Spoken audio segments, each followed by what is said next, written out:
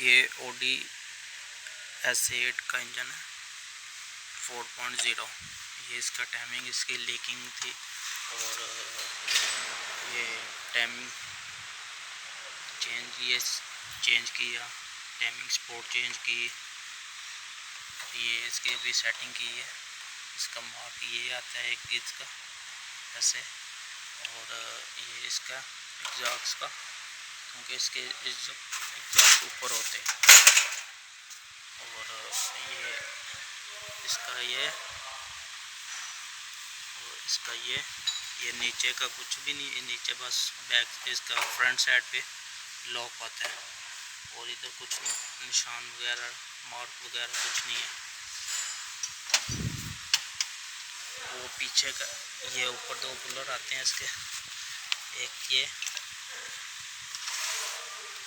और एक ये साइड, और फ्रंट साइड पे इसका ये लॉक है, ये पुली में आता है।